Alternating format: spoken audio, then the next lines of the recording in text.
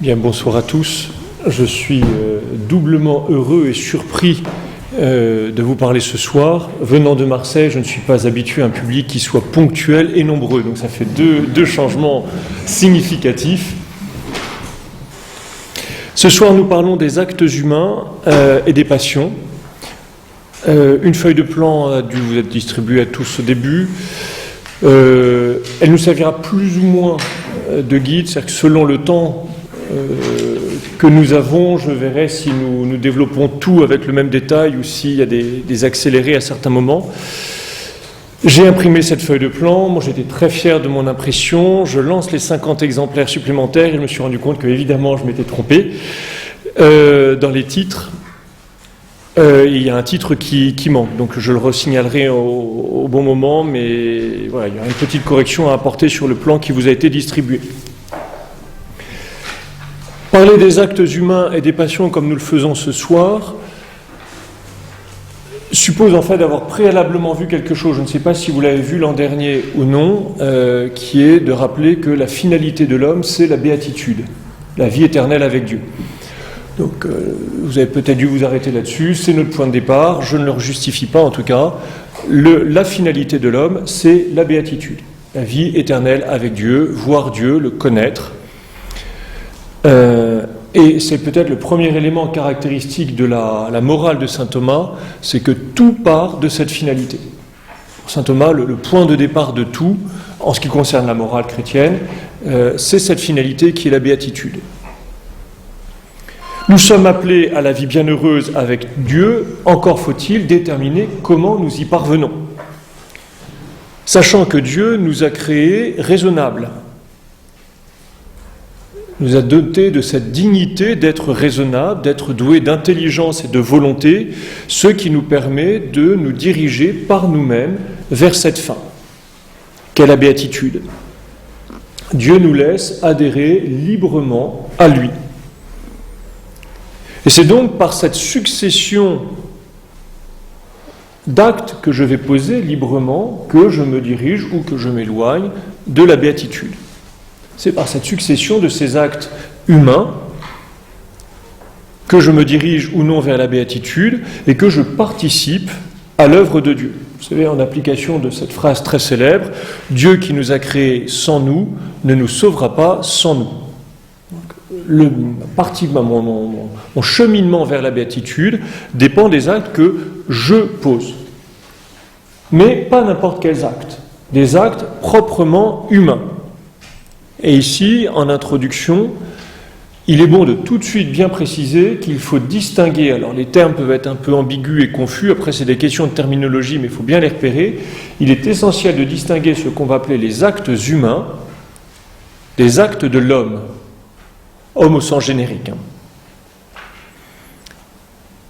L'acte humain, selon la définition classique que l'on donne, c'est l'acte posé par un homme en tant qu'homme. Encore une fois, à chaque fois je prendrai homme, c'est au sens générique, je ne vais pas le redire à chaque fois. Donc c'est l'homme en tant qu'homme, en tant qu'il se distingue des animaux. L'acte humain, c'est l'acte de l'homme distinct de l'animal. Donc un acte où vont être présents notre intelligence et notre volonté. Tout acte d'où est dénué l'intelligence et la volonté, un acte réflexe par exemple, respirer, dormir, digérer, tout acte réflexe ou naturel qui n'implique pas la volonté et l'intelligence sont des actes animaux, et donc des actes dits de l'homme. Donc nous n'allons pas nous intéresser à cette deuxième catégorie, nous nous intéressons qu'à cette première catégorie d'actes, les actes humains, ceux qui sont propres à nous. Et nous verrons pour cela 3 temps. Tout d'abord, la nature de l'acte humain, ce qui le caractérise, puis nous verrons sa moralité, et enfin, nous verrons la dimension sensible, toute la question des passions. Grand 1, donc, la nature de l'acte humain. Alors, c'est ici que petit dysfonctionnement dans le blanc, c'est que le grand A, le vrai grand A, a sauté, il devrait y avoir un grand A, le volontaire comme caractéristique fondamentale.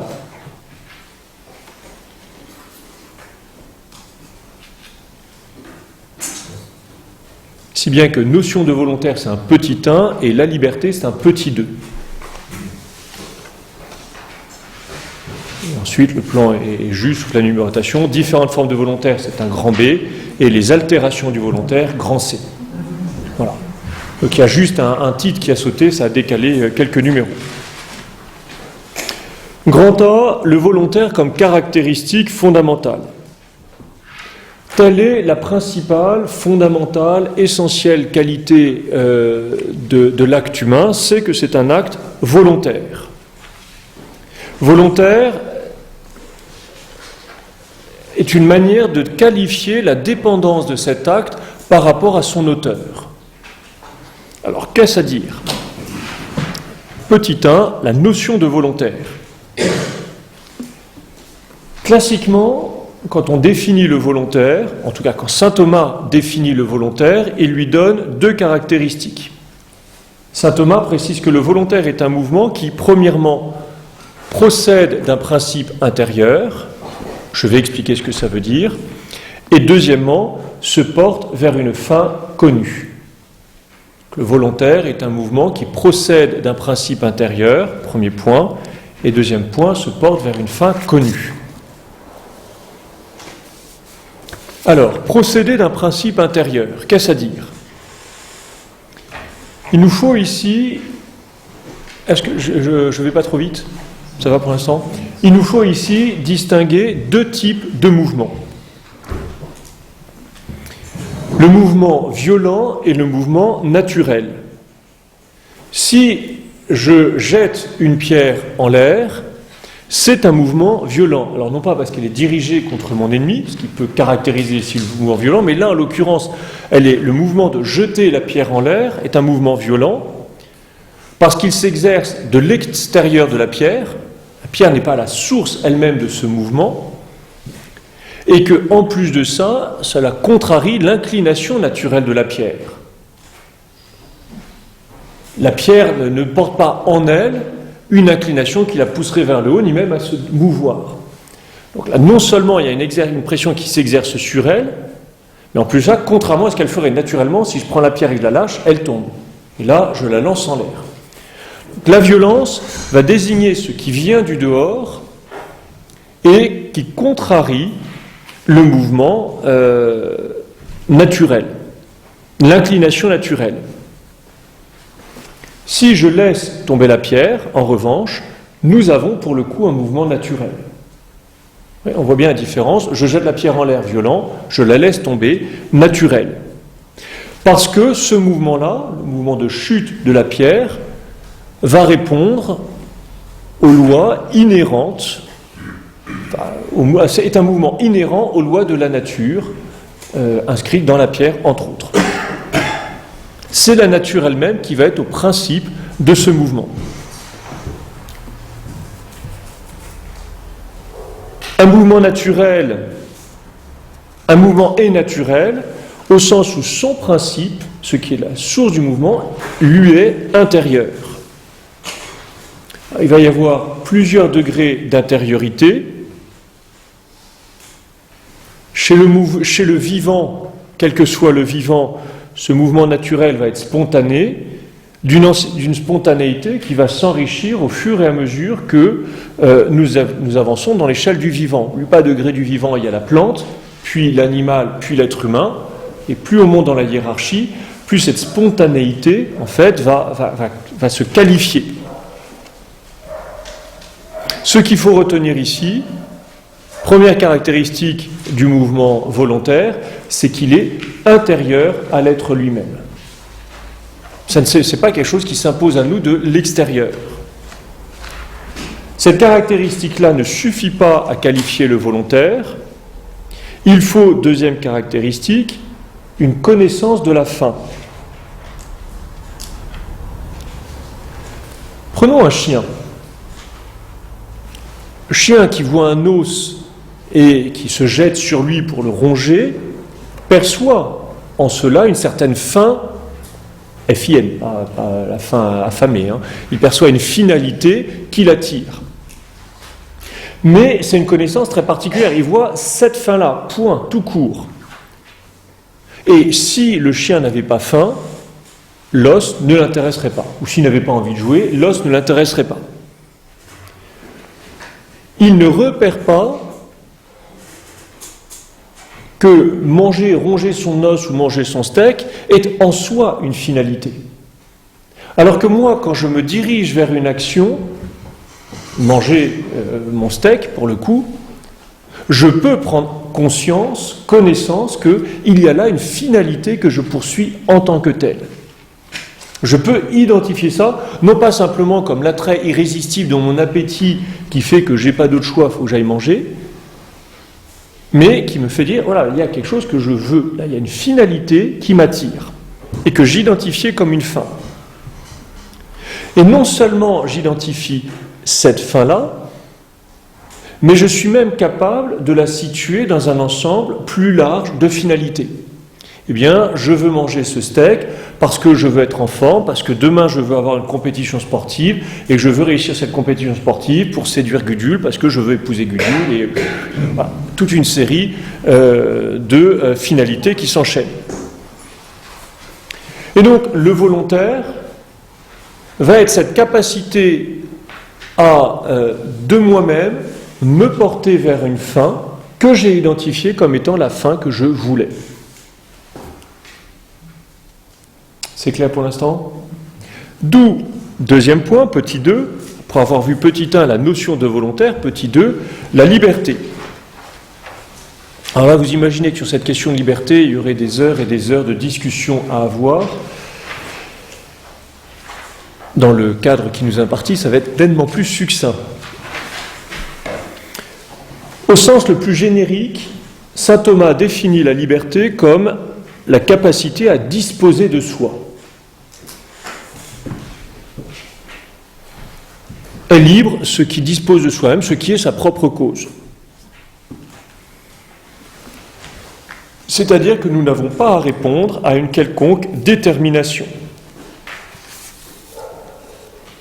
Partant de cette définition générique, il y a deux notions complémentaires de liberté. Tout d'abord, au sens large et courant, la liberté, ça va être l'absence de contraintes imposées de l'extérieur. C'est ce qu'on appelle la liberté d'indépendance. Donc il n'y a pas de contraintes extérieures. Et puis, en un autre sens, plus précis, la liberté, c'est également l'absence de contraintes intérieures. L'absence de nécessité intérieure. Le chien dont nous parlions tout à l'heure, il voit un steak, il est déterminé, sa nature va le pousser à aller manger ce steak, s'il a faim. Et sauf s'il a été dressé d'une manière particulière, il va se diriger vers le steak pour manger. C'est cette absence de détermination intérieure, cette absence de nécessité, qui est liée à ce qu'on appelle le libre arbitre. Ce libre arbitre par lequel je donne moi-même son terme au mouvement.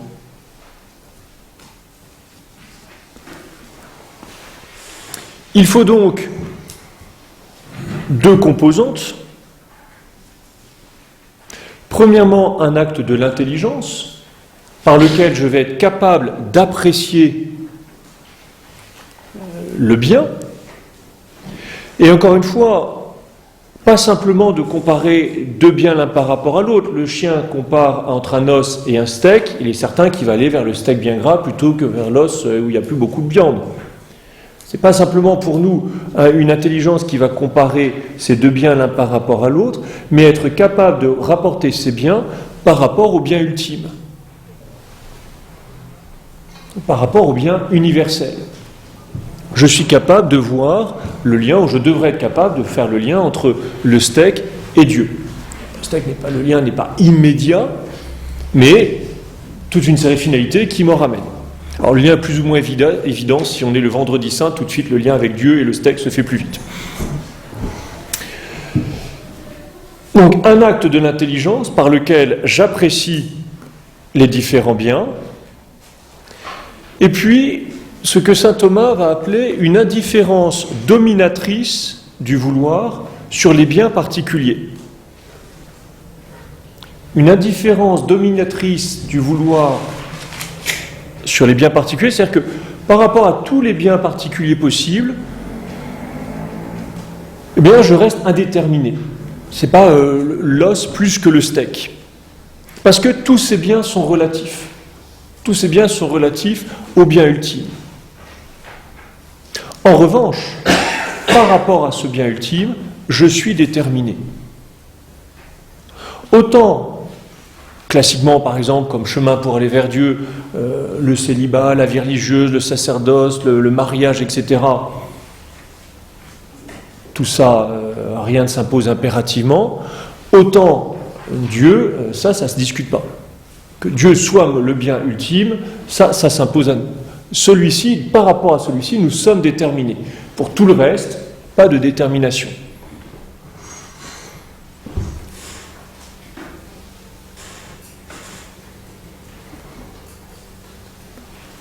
Pour essayer de reformuler un petit peu cette notion de liberté, et notamment pour la distinguer de ce que beaucoup de nos contemporains en comprennent, qui vont faire de la liberté avant tout la capacité, le fait que nous ayons un choix. Je suis libre quand j'ai le choix de faire ou de ne pas faire. Ça, c'est pas ce qui est premier dans la liberté. Ce qui définit d'abord la liberté, c'est d'être une capacité à nous porter par nous-mêmes vers le bien. Être libre, c'est être capable à se porter par soi-même vers le bien. C'est-à-dire capable de l'identifier et ensuite de me diriger vers lui sans contrainte ni obstacle. Et après, parce que j'ai cette capacité à me diriger par moi-même vers le bien, je peux faire ou non usage de cette capacité, ou faire un bon ou un mauvais usage de cette capacité, d'où le choix. On voit bien ici que le choix n'est pas l'élément constitutif, essentiel, formel de la liberté, mais une de ses conséquences, une implication de la liberté. Ce qui fait que nous sommes libres, c'est que nous sommes capables de nous diriger par nous-mêmes vers le bien.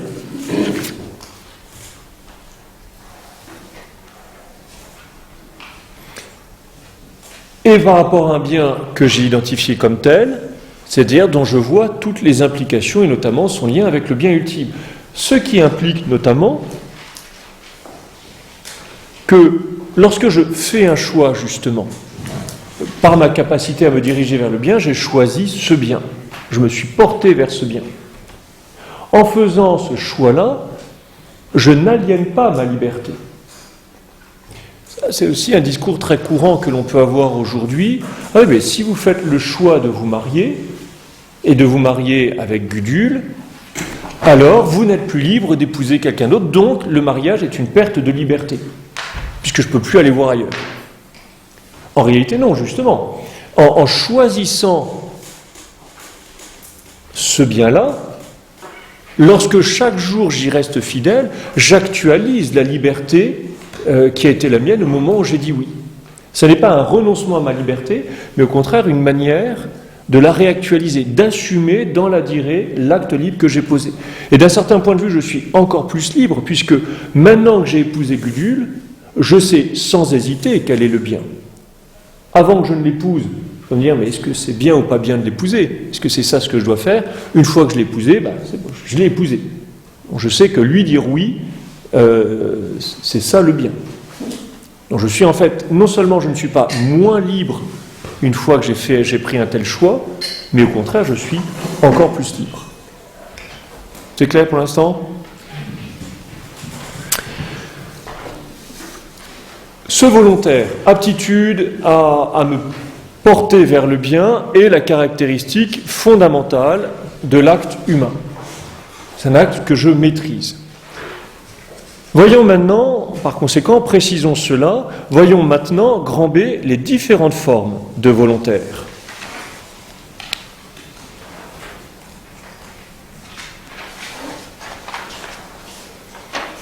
Première forme, ça va être très rapide, le volontaire actuel et direct.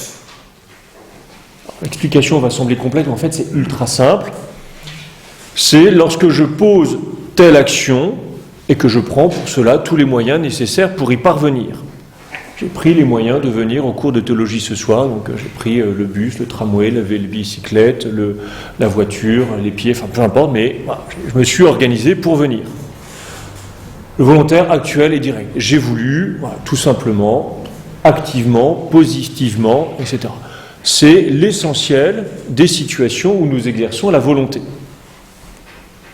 Cas le plus simple. Deuxième cas, un peu plus intéressant, un peu plus subtil, le volontaire par omission, petit 2. Là, le volontaire par omission désigne les situations où je me suis abstenu d'agir. Je n'ai pas agi. Or, ne pas agir peut relever du volontaire.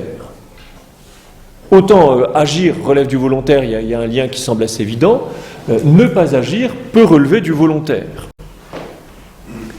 Avec à nouveau une distinction. Alors vous avez remarqué que c'est le propre du dominicain de distinguer. Et c'est la différence entre le jésuite et le dominicain. Le jésuite, quand on lui pose une question, il répond par une question. Le dominicain, quand on lui pose une question, il répond par une distinction. Alors il ne sait pas encore ce qu'il va distinguer, mais il sait qu'il faut distinguer. Ça fait 30 secondes pour réfléchir à la réponse. Donc, toujours est-il une distinction. La distinction, soit je veux ne pas faire quelque chose. Donc il n'y a pas eu d'acte extérieur.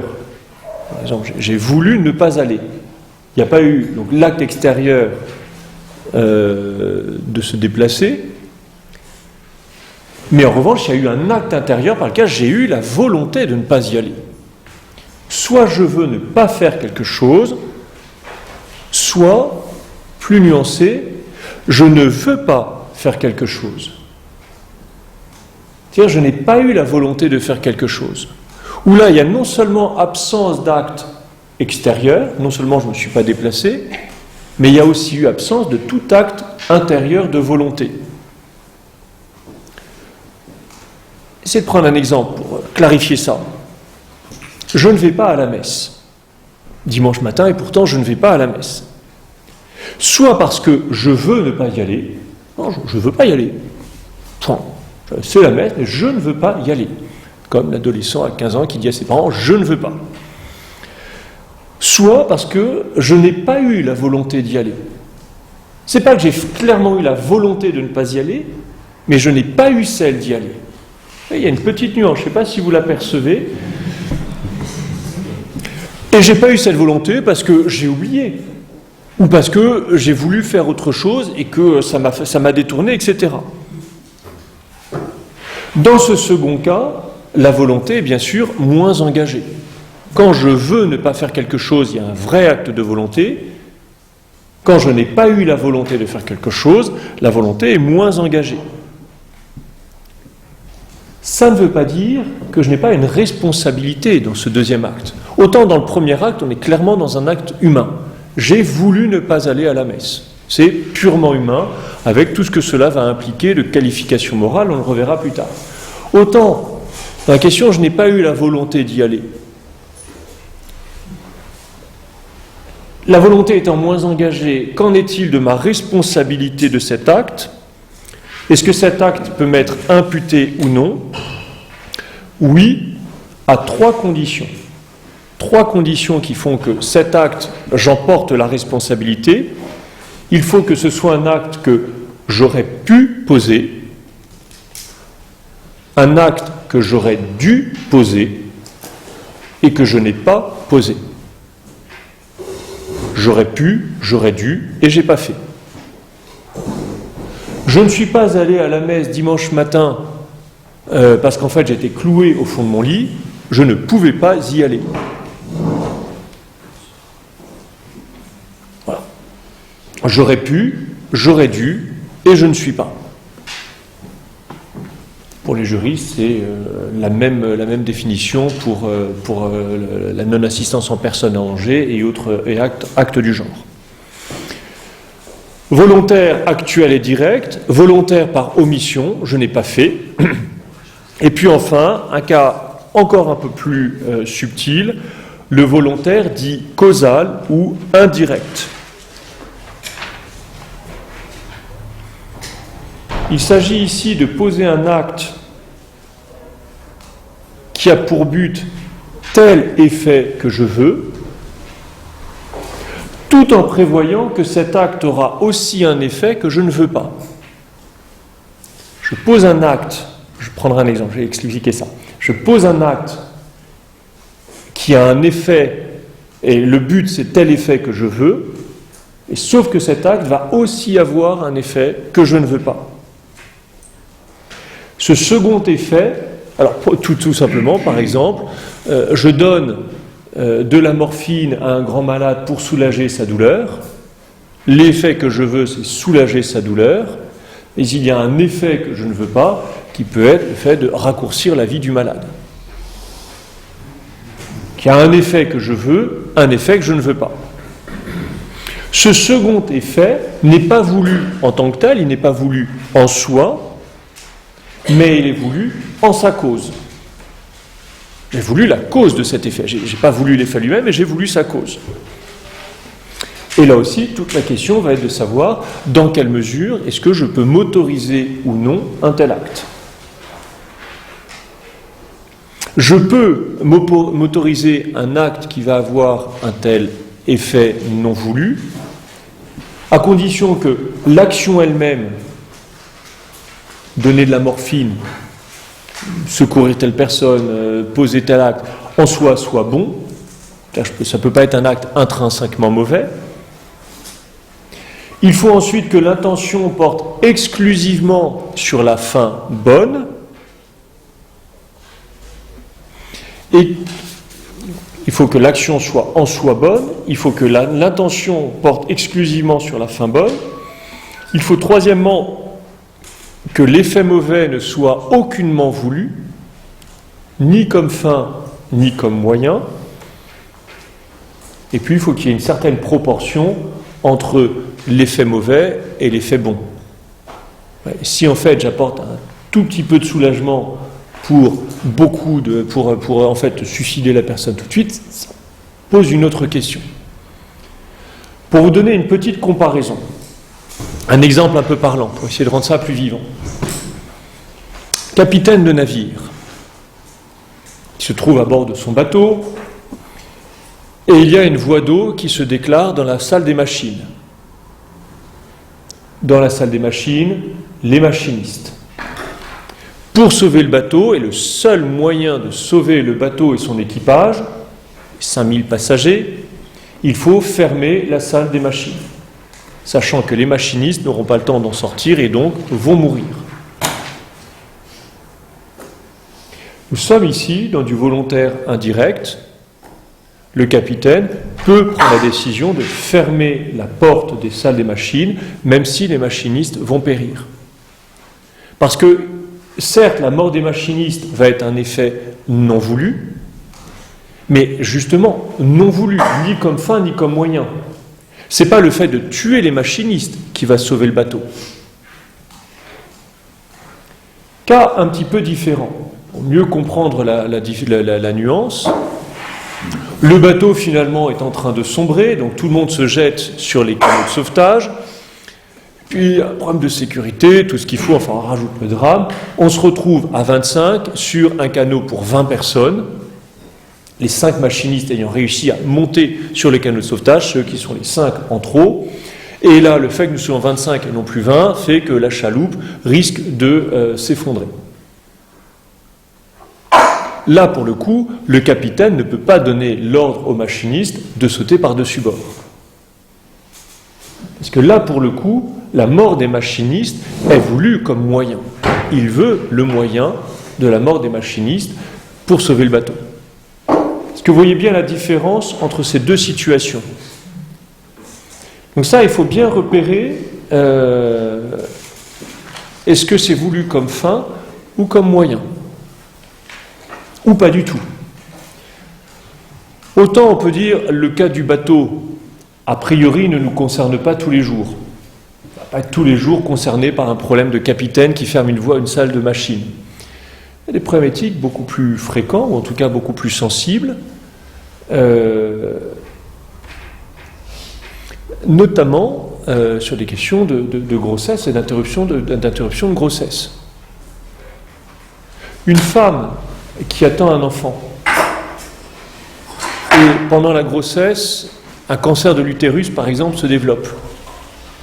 Et pour sauver la vie de cette femme, il faut recourir à une ablation de l'utérus, alors qu'elle attend un enfant. Elle peut, moralement, faire le choix de l'opération, même si l'enfant périt. Parce qu'on voit bien que la perte de l'enfant n'est pas le moyen pour sauver la femme. Il se trouve qu'elle est enceinte à ce moment-là, mais la présence de l'enfant n'est ni la cause de la maladie, ni le moyen. Ce n'est pas le fait de tuer l'enfant qui va sauver la mère.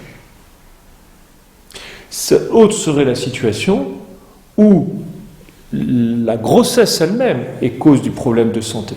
Là, effectivement, on ne pourrait pas recourir à l'interruption de grossesse parce qu'elle serait voulue comme moyen pour sauver la mère. Est-ce que vous voyez bien la différence entre ces deux situations? Et c'est là où c'est important de repérer ça, parce que dans les deux cas, on dit oui, mais l'enfant périt. C'est vrai, oui, mais moralement, l'action n'est pas la même.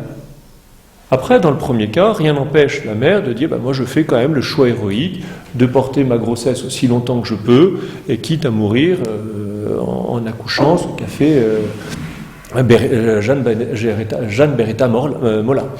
C'est aussi un choix qu'elle peut faire. Mais en soi, moralement, elle peut légitimement dire non, je recours à cette opération-là. Donc on voit que cette question du volontaire indirect peut avoir des implications très très sensibles pour nous.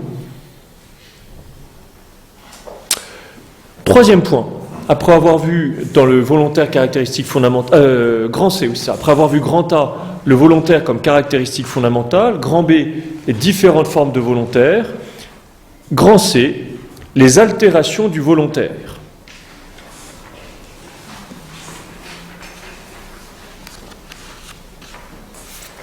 Et je vais prendre les deux premières altérations, les circonstances présentent beaucoup moins d'intérêt, le troisième point. Tout d'abord, les altérations qui vont s'attaquer à la connaissance du bien, qui va gêner mon jugement quant au bien, l'ignorance.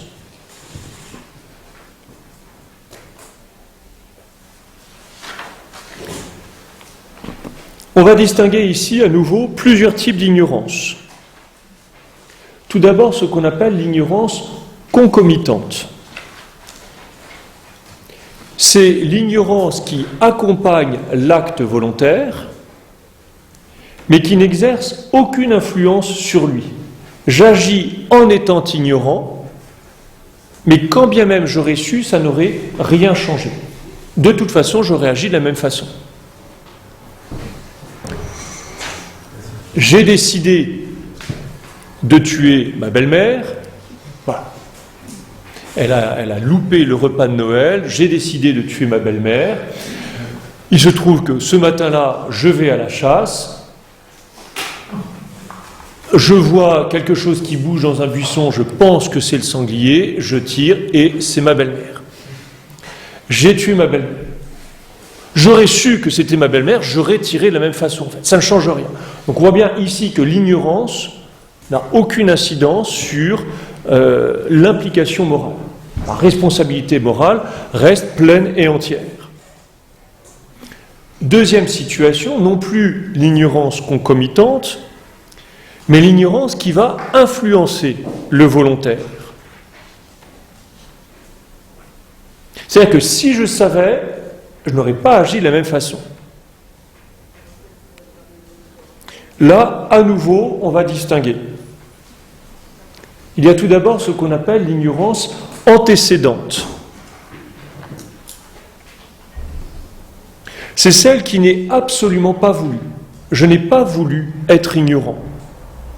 Et cette ignorance est antérieure à toute volonté. Je ne pouvais pas savoir et je n'étais pas tenu de savoir ce que je faisais, par exemple, à ce moment. Exemple typique, Noé, qui est le seul homme qui a pu s'enivrer sans faute de sa part, puisque c'est le premier à avoir découvert l'effet second de l'alcool. Jusque lui, on ne savait pas que quand on buvait trop de vin, on perdait un peu le sens des réalités. Lui, il ne pouvait pas savoir. Donc, il y a une ignorance complète, et une ignorance sur laquelle il n'avait aucune prise. Ignorance antécédente, antérieure à toute volonté, et puis sinon, il y a à côté une ignorance conséquente qui est la conséquence d'un acte voulu. C'est-à-dire que j'ai un petit peu voulu ne pas savoir. Et par conséquent, la volonté que j'ai eue de ne pas savoir va rejaillir sur l'acte lui-même. Certes, au moment où j'ai agi, je peux dire « Ah oui, mais je ne savais pas », sauf que j'aurais dû savoir. Et donc, je ne peux pas me protéger derrière le « je ne savais pas » pour ne pas être responsable de l'acte que j'ai commis.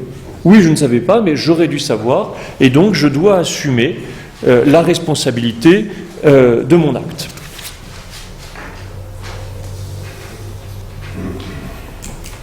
C'est clair pour l'instant ?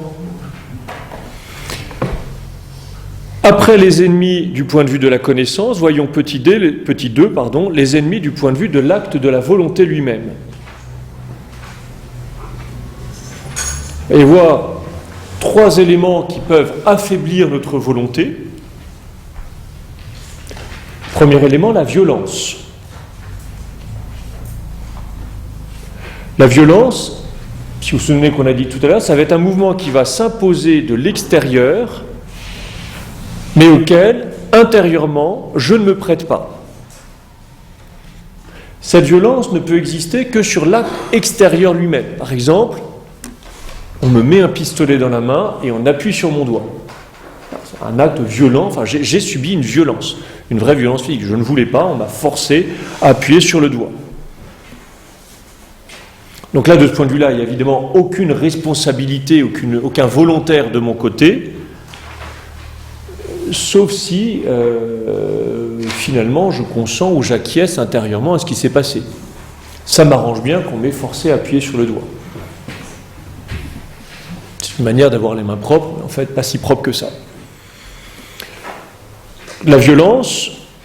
Deuxième ennemi du volontaire, la crainte.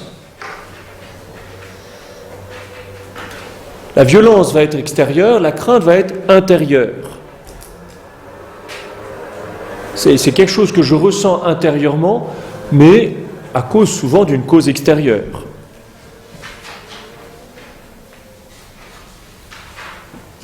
Et il faudra distinguer ensuite selon que la crainte porte sur quelque chose de juste ou de ne pas juste.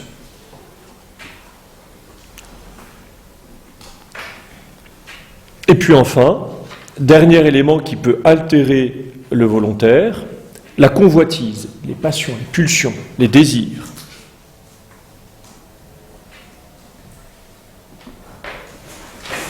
Alors, la convoitise va jouer un rôle ambigu par rapport au volontaire. À la fois, elle va augmenter le désir, donc elle va accroître la volonté. J'ai encore plus envie, quoi, quand Voilà, la convoitise de manger cette religieuse, la petite pâtisserie, pâtisserie, je ne parle pas d'autre chose. Quand j'ai envie de manger, de me jeter sur cette religieuse, je vois bien qu'il y a la volonté, là, elle est encore plus véhémente. Mais en réalité, elle est moins libre. Parce que la convoitise a pris le dessus. On voit bien ce rôle ambigu de la convoitise qui à la fois excite le volontaire et en même temps diminue la liberté.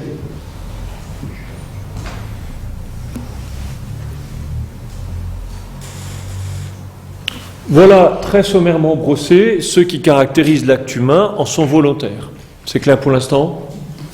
Voyons maintenant, grand 2, la moralité de l'acte humain.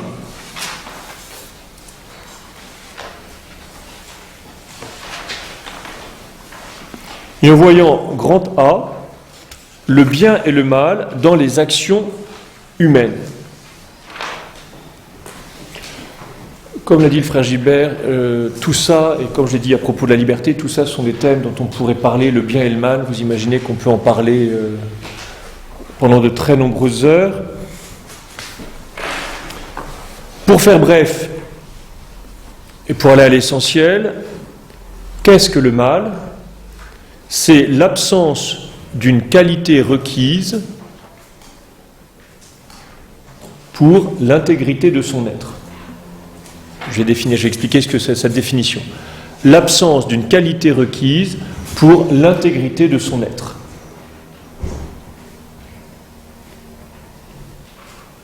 Pour qu'un être soit parfait dans son état, dans ce qu'il est censé être, il faut qu'il ait toutes ses composantes. Et s'il lui manque une, il y a un mal pour lui, la privation d'un bien. Si il me manque des ailes pour voler, les ailes ne faisant pas partie de mon intégrité d'être humain, ce n'est pas un mal. En revanche, il me manque une jambe, j'en ai qu'une et pas deux, l'intégrité humaine supposant deux jambes, il y a un mal.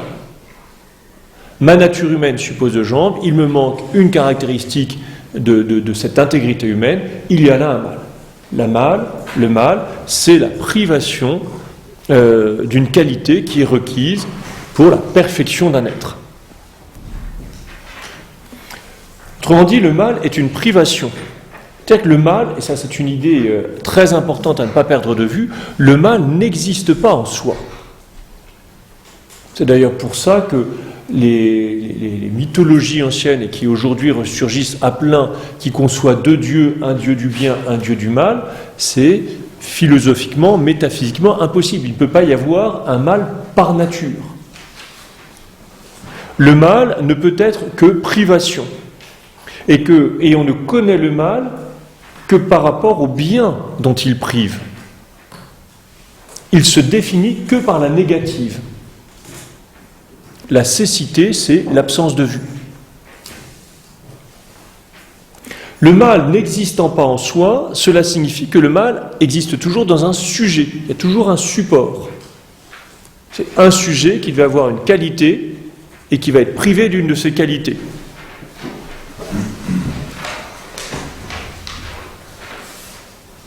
Alors, ce qui est en revanche assez paradoxal dans tout ça, c'est que le mal, c'est une privation d'être, donc le mal n'existe pas en tant que tel, et pourtant celui qui est affligé du mal, ça n'est pas rien.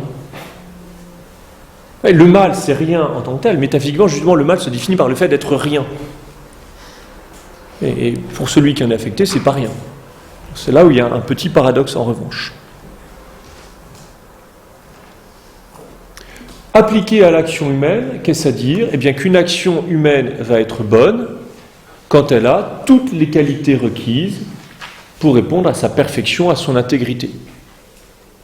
L'action est bonne si elle a toutes les composantes nécessaires. Ou pour le dire autrement, s'il manque une seule caractéristique de la bonté de l'action humaine, l'action n'est plus bonne. Une seule manque, un seul être mouvement, tout est dépeuplé, une seule qualité manque à l'action humaine et elle n'est plus bonne. Je parle ici, évidemment, de l'action humaine dans son intégrité morale, indépendamment de l'intégrité physique, technique. Et vous voyez, il faudrait distinguer les deux. Je peux avoir réussi techniquement la plus belle prouesse chirurgicale, et donc de ce point de vue-là, du point de vue technique, l'action est bonne, elle est parfaite, sauf que cette action chirurgicale est un acte de torture et de barbarie innommable, etc. Donc là, pour le coup, moralement, elle est très mauvaise. Donc là, je m'intéresse à l'acte ici dans sa dimension morale, pas dans sa dimension physique. Mais il faut bien repérer qu'il y a les deux étages. Qu'est-ce qui va faire par conséquent ? Quelles sont toutes ces composantes qui vont faire la qualité morale de l'acte ? Il faut qu'il y ait toutes les qualités pour qu'elles soient bonnes. Quelles sont-elles ? Grand B, la moralité.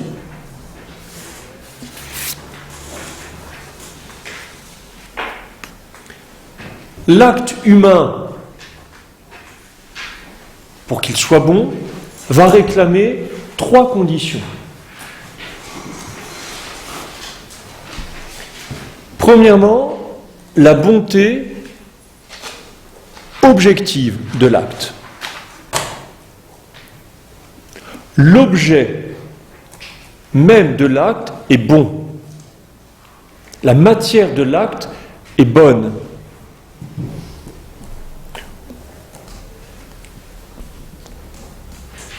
Il y a des actes dont l'objet est toujours mauvais. Mentir, par exemple. Mentir, quel que soit le mensonge, c'est toujours mauvais.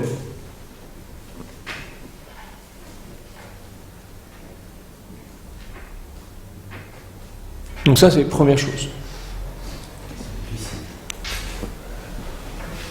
Oui, parce qu'on a des cas très complexes par rapport au mensonge. Ça, à la fois des cas très ordinaires tels que le mensonge par mode de plaisanterie. Quand on raconte une histoire, enfin quand on fait marcher quelqu'un, dans quelle mesure est-ce qu'on est dans le registre du mensonge ou non. Et puis ensuite sur des situations dramatiques, voilà, toute la problématique, la fin justifiant la moyen ou non, non. Parce que justement, même pour une fin bonne, on ne peut pas recourir à un moyen mauvais, puisque si le moyen est mauvais, toute l'action est mauvaise. Alors comment arriver à démêler cette situation ? Ça devient compliqué. Première condition, il faut que l'action soit bonne, l'objet soit bon. Deuxième dimension, non plus la bonté objective, mais la bonté subjective. Il faut que l'intention soit bonne. Non seulement ce que je fais est en soi bon ou neutre, mais en tout cas pas mauvais, mais en plus de ça, l'intention pour laquelle je fais cette chose-là est bonne également.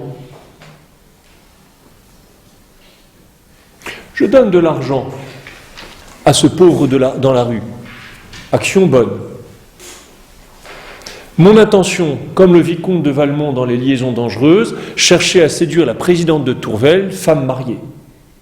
Intention un peu moins bonne déjà. L'acte est bon, alors pour le bénéficiaire, lui, il est très content, hein, ça ne change rien, mais pour celui qui pose l'acte, moralement mauvais.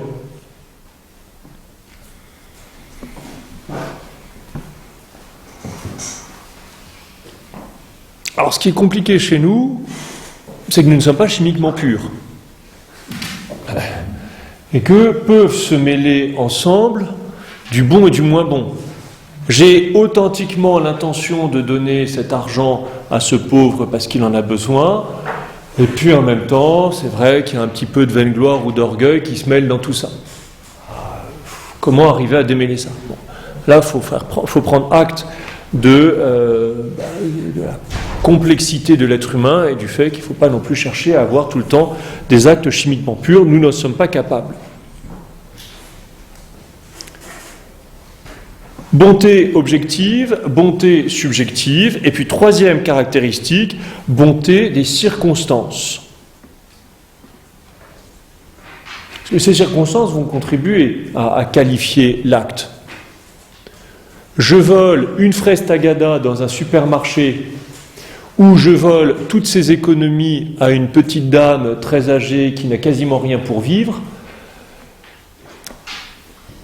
pas tout à fait pareil. Même si qui vole un bœuf, vole un bœuf, vole un bœuf, mine de rien, l'œuf ou le bœuf, c'est pas pareil.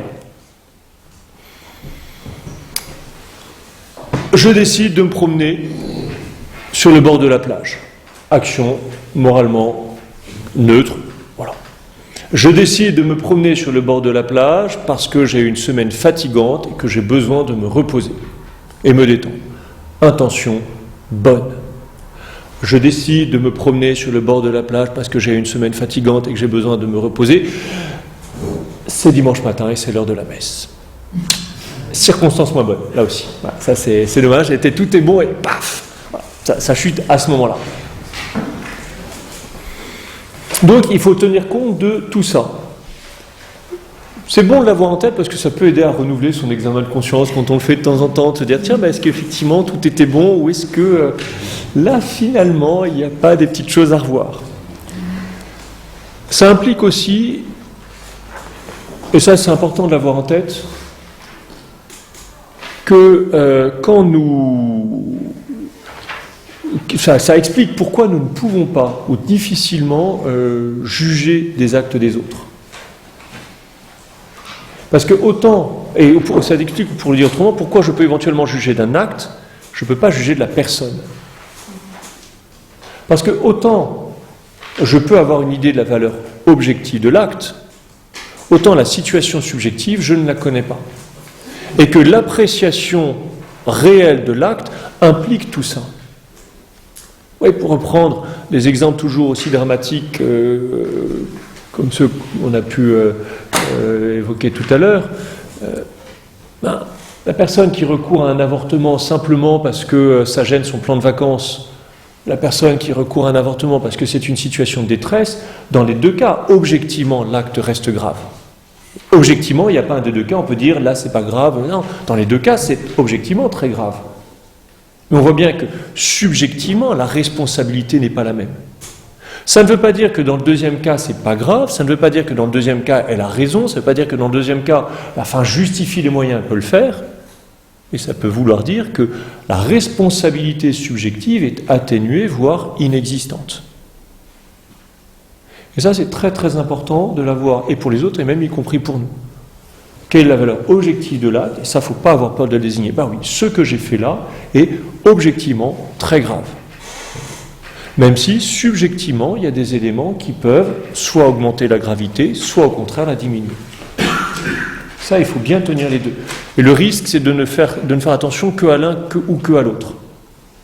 Soit on va simplement s'arrêter à l'objectivité de l'acte, et ça va être écrasant, soit on est dans la pure subjectivité. Nous, il faut arriver à tenir tout ça.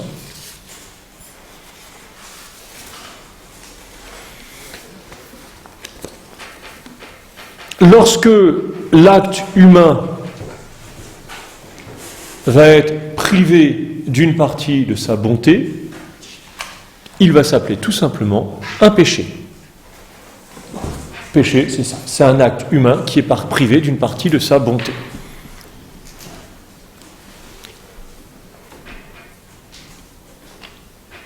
Et en repérant, et ça c'est très bon, enfin il y a deux choses à dire très importantes.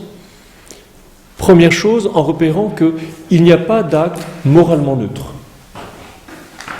Tout acte que je pose, l'acte concret que je pose, n'est jamais moralement neutre.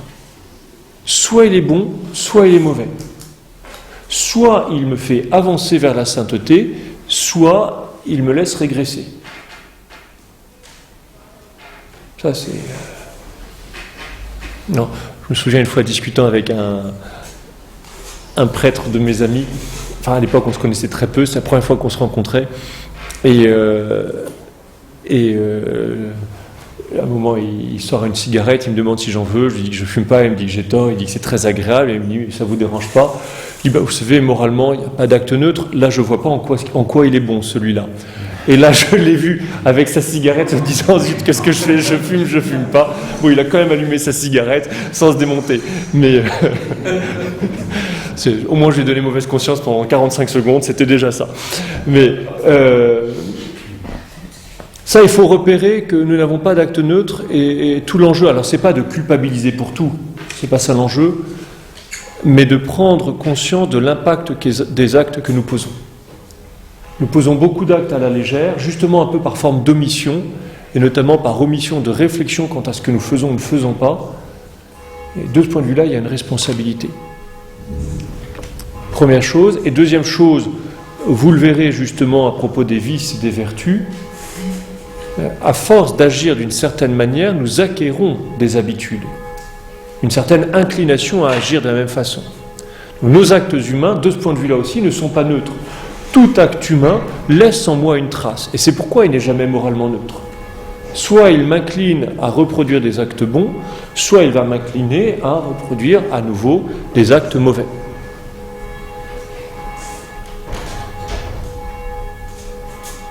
Est-ce que c'est bien clair? Oui. Grand 3, après avoir vu grand 1, la nature de l'acte humain, et grand 2, la moralité de l'acte humain, grand 3, la dimension sensible de l'acte humain.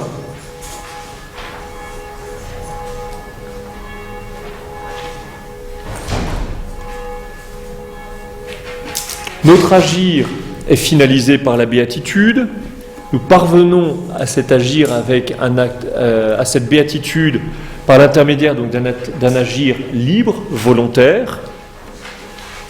Sauf que nous ne sommes pas des anges, les choses ne sont pas chimiquement pures chez nous, et ce volontaire est influencé, ou sur cet acte libre, sur ce volontaire, intervient également autre chose qui est toute la dimension sensible. Ce que les anciens appelaient les passions. Voyons, grand A, l'appétit sensible en général.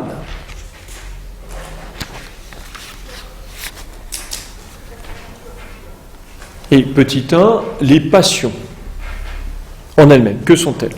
Après, on verra leur moralité.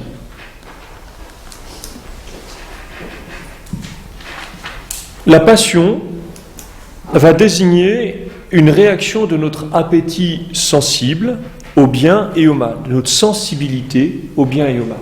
C'est la manière que notre sensibilité a de réagir par rapport à un bien ou un mal, par mode d'émotion.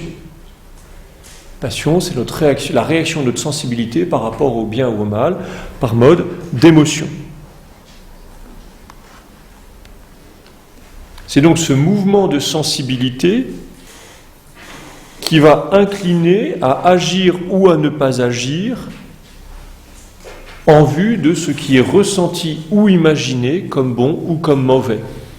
Il y a quelque chose que je perçois de bon ou de mauvais, et cela, affectivement, sensiblement, émotivement, va me pousser à agir ou à ne pas agir de telle ou telle façon. Ces passions sont naturelles, elles font partie de notre psychisme. La nature humaine, de toute éternité, dans le plan de Dieu, a toujours prévu cette présence d'émotions.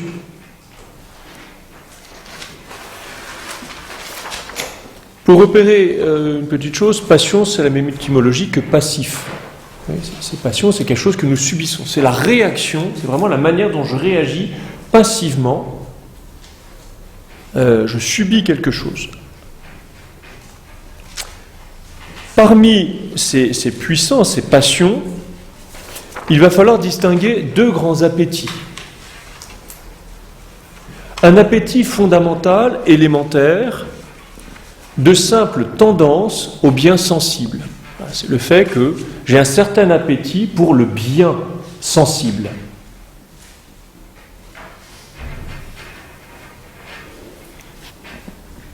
C'est ce qu'on va appeler l'appétit de convoitise, ou plus techniquement le concupiscible, le désir en fait. Donc c'est la réaction spontanée devant le bien ou devant le mal.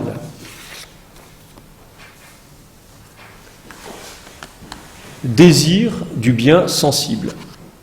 Et puis un deuxième appétit important qui est lui l'appétit de lutte. Cet appétit de lutte qui fait force pour atteindre le bien perçu par le concupiscible. Concupiscible désire un bien, et cet appétit de lutte va me donner de la force pour aller rejoindre ce bien. Cet appétit de lutte, c'est ce qu'on va appeler irascible, ou éventuellement agressivité. Sauf qu'agressivité a une connotation très particulière, nécessairement négative.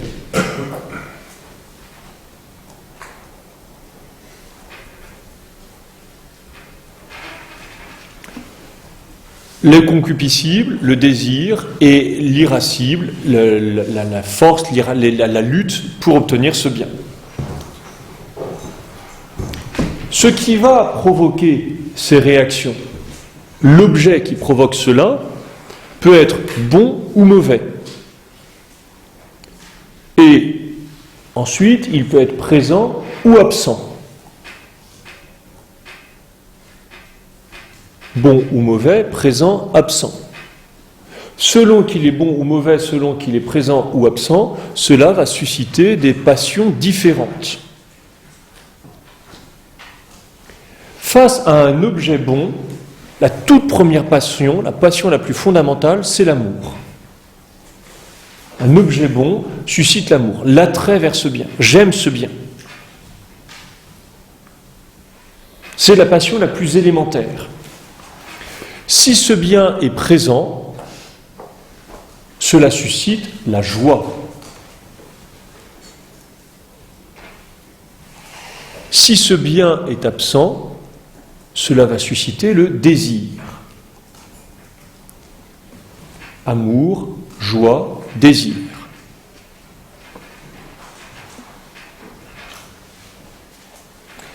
Si l'objet, maintenant, n'est plus un bien, mais un mal,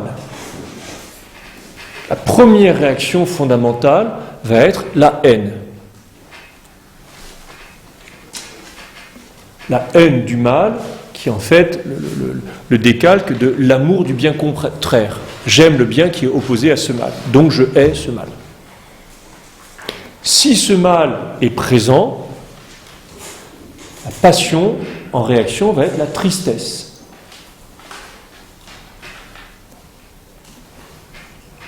Si l'objet est absent, la passion que ça va susciter, c'est la fuite. Face à un mal qui n'est pas présent, qui peut arriver, taillot, taillot. Vous avez là donc les passions les plus fondamentales. Amour, haine, joie, tristesse, désir, fuite. Rajoutons maintenant, là nous sommes simplement dans le cadre de l'appétit du concupiscible. Rajoutons maintenant, pour corser un peu le tout, l'irascible, le deuxième appétit, qui va intervenir selon que le bien ou le mal va être ardu.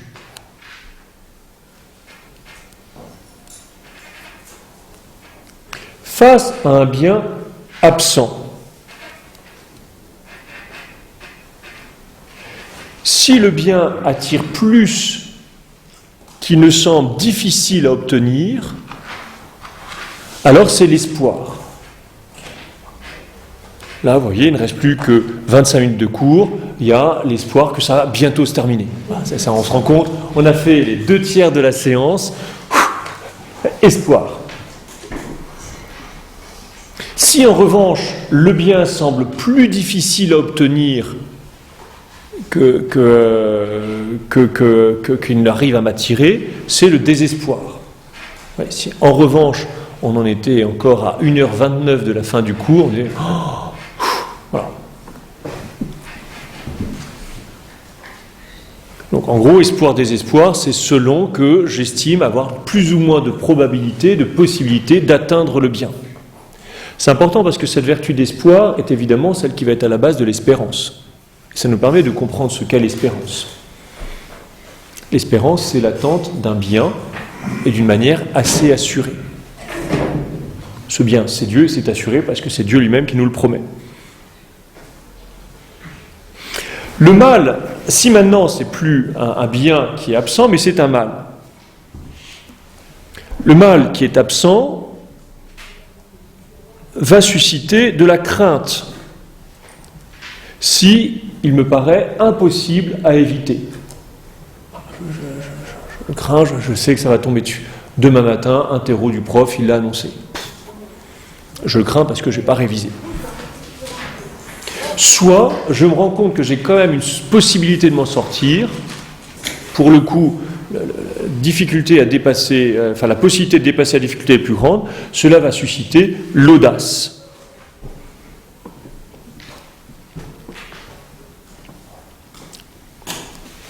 Vous avez donc ici, selon qu'on est face à un bien ou un mal, présent ou absent, dans le domaine du concupiscible ou de l'irascible, vous avez ici les grandes passions humaines. Je vous encourage à les avoir bien en tête, et vraiment avec ce découpage bien, mal, présent, absent, concupiscible, irascible. Parce que ça permet de noter, de désigner pour nous les passions qui nous habitent. Vous savez, quand parfois on est pris par un certain état d'esprit, justement un état de passion émotif qu'on a du mal à y déterminer, ça peut être bon de se dire, oui, mais qu'est-ce qui provoque ça ? Bien, mal, présent, absent, concupiscible, irascible. Et on arrive à déterminer un peu plus précisément ce que c'est, et puis on peut voir ensuite comment réagir, comment le cadrer. Deuxième point, après avoir vu les passions en elles-mêmes, Voyons, deuxième point, la moralité, des passions.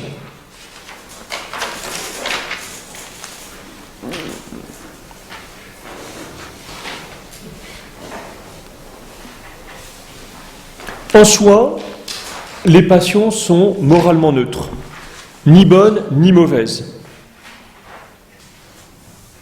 Le fait d'éprouver un mouvement de colère, de tristesse ou autre est moralement neutre. Elles ne reçoivent, les passions, de qualification morale que dans la mesure où la raison et la volonté vont être impliquées. Notamment parce que la volonté devrait intervenir, la maîtriser, la canaliser et autres, et ne le fait pas.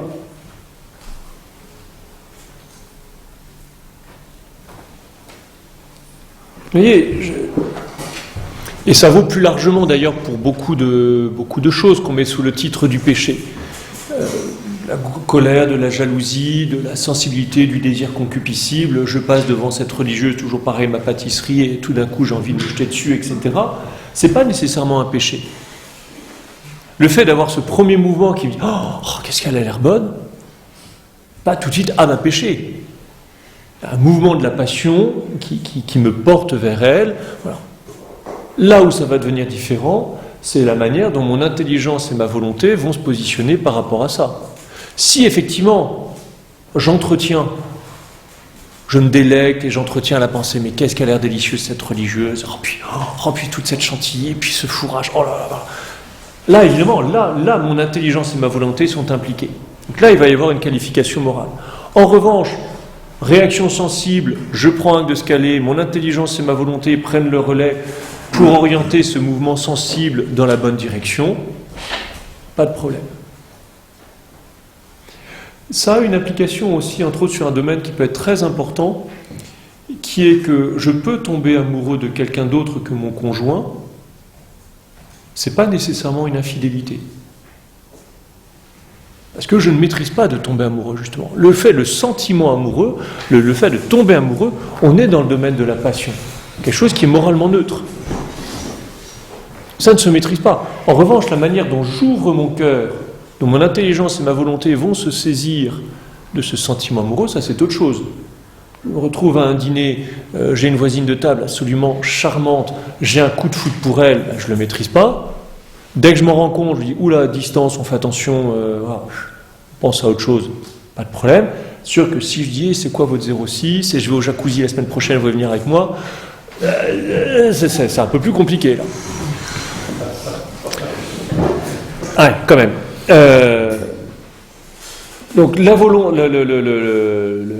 en soi, le mouvement passionnel est neutre, il cesse de l'être selon la manière dont mon intelligence et ma volonté vont l'utiliser, et réciproquement, ce mouvement passionnel va influer ma volonté, puisqu'il peut soit l'exciter, soit au contraire la fragiliser. On voit que ça peut jouer dans les deux sens. Et là aussi, il va falloir tout un discernement. Qu'est-ce qui a joué, qu'est-ce qui était du domaine du passionnel, qu'est-ce qui était du domaine de la volonté, et sur quoi est-ce que je peux jouer, etc. En faisant bien attention, je vais conclure avec ça, parce que il faut laisser un petit temps de questions, et que la deuxième partie ne fait que développer plus précisément tout ce que je viens de dire. Donc, l'essentiel a été dit. En faisant bien attention à une chose, typiquement dans ce domaine des passions, on ne commande à la nature qu'en se soumettant à ses lois. On ne commande à la nature qu'en se soumettant à ses lois. Si je cherche à étouffer les passions qui m'habitent, ça finira toujours par exploser. Il ne s'agit pas de les étouffer, il ne s'agit pas de se les interdire, il s'agit de les ordonner, de les soumettre à l'intelligence, à la volonté, pour le bien. Sachant en plus de ça que si je cherche à étouffer certaines passions, je risque d'écraser toutes les passions d'un coup. Si je vois qu'il y a en moi de la peur, de la crainte et autres, et que je cherche à écraser complètement, je vais inévitablement en même temps écraser tout ce qui va être du domaine de la joie et de l'amour. L'objectif, c'est pas d'écraser en nous les passions, c'est de savoir les ordonner pour qu'elles soient au service du bien, sous l'usage de l'intelligence et de la volonté.